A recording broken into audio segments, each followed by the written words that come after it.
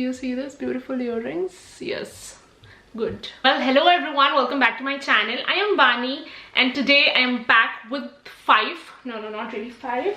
So guys, today we'll be talking about top 7 myths about IELTS. And you guys will be shocked, maybe, if you have no idea. If you have it, still give me one like and subscribe, huh?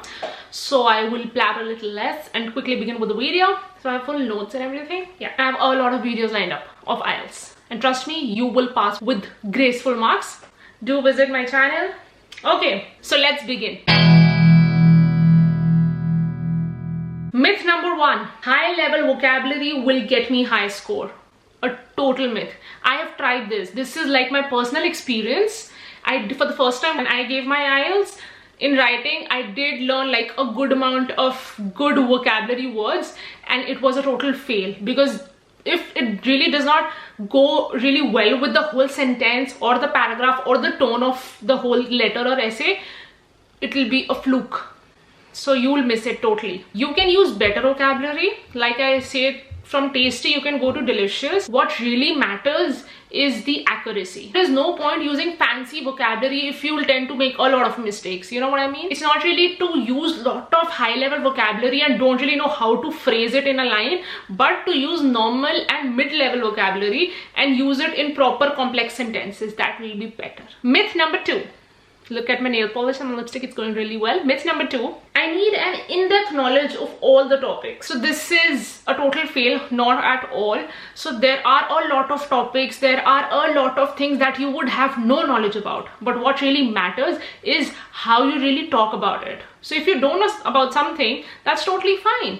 Just use your imagination, cook up a fake story. That's about it. For example, in speaking, if some question has been asked where you have no idea about it, just say, candidly speaking, I have no idea about the question and honestly I've never thought that something like this I would have to answer, but I would try to justify the question. Just try and justify, use all sort of imagination, and trust me, you will do well. So they'll just see if that person is speaking really well with the sentence, the English, not really if that person has the knowledge about that topic or not. That does not matter. Myth number 3. I need an English accent. Not at all. I have seen a lot of people, like people's people, like friends, like I've heard that this person was using British accent or American accent just to score good marks. It looks so fake and I don't know why, but a fake accent is such a big turn off. Obviously that person won't get turned off and stuff, won't be depressed like that, but then he would not give you marks. And it can be a possibility that he gets frustrated about the whole fakeness and might just lose the interest. So just be in your normal language, just be in your normal accent. So whichever accent you are comfortable in, just use that accent. Just speak really well using the correct grammar, correct accuracy, correct structure. That is what it matters. Also, what I would tell you is use the correct pronunciation of the word. Pronounce it really well, every word, because that matters. Myth number 4, the test is subjective. A lot of people think that let's just go to Canada and then give IELTS exam, so it'll be easier and I'll get good marks. Or let's go to Dubai. I've seen all of that. I've heard all of that. Forget about Dubai or Canada. People think that let's just go to less developed cities. Let's go to Punjab, some parts of Punjab, especially villages, and let's just give IELTS from there. Trust me, it is not at all the case that you will score better if you will give from a small town rather than your own town or a developed city. That's again a myth. Fake news alert. Myth number 5 is greeting the examiner is very important. Well, not really. If you want to greet an examiner, that's totally your nature, your wish, and how you are as a person. But that what really matters, I would say, is how you speak. He or she, the examiner, is just not concerned about how you walked in from that door or how you're sitting, if you're smiling or laughing the whole time or not. So like me, I'll just tell you, when I walk in, I'm very respectful to the examiner. I tend to smile in between. I do make an eye contact and I do have that conversation in a way that it should look like conversation and it should not look like a rectification that I have done. So that is what a person would notice, and not that how you're smiling, laughing, good morning ma'am, good morning sir, how are you sir, how are you ma'am, does not really matter. Yeah. Myth number 6. Myth number 6 is that IELTS is too difficult if you have the correct structure, if you have the tips.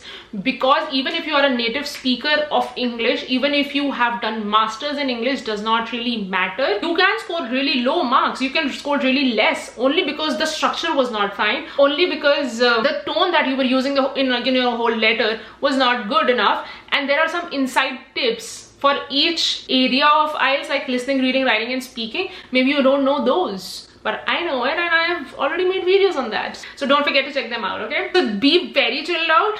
It's just don't take any kind of pressure in learning those tips that I have, or practicing. It's way too easy. Tips are the only things that matter, and practice. So it's just tips, correct guidance and practice. That's it. Myth number 7 is to be ethical. Does not really matter which side do you choose. For example, if you want to be on the ethical side, you can. If you want to be on the non-ethical side, you can. So if at all you've given 2 options, so tell me if money is important. Tell me if money can buy you happiness. If you have to speak about that, a person like me will be very diplomatic and would say on both the ends, yes, money is very important and it can definitely buy you happiness because of these reasons. And I don't think money is important all the time. It's peace and happiness that is the base of life. So that is very important too. So money not really can buy you everything, but yes, can buy you something. So these lines would actually impress your examiner. You will have a lot to speak because you are diplomatic. You're speaking about both the ends. But if you just want to speak about money,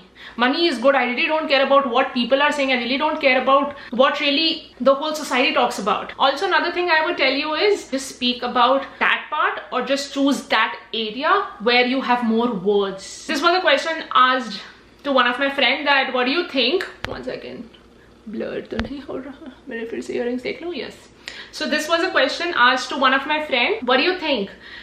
Eating at home is more healthy, or what do you prefer basically, or eating outside? What he said, I will not talk about that. I would just suggest you to say what you have more topics to cover about.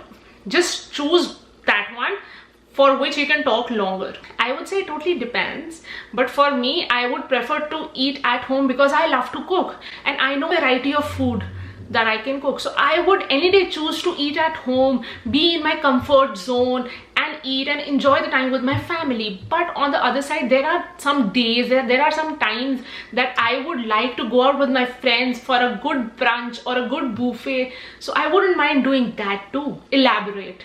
Talk for both the ends. Yeah.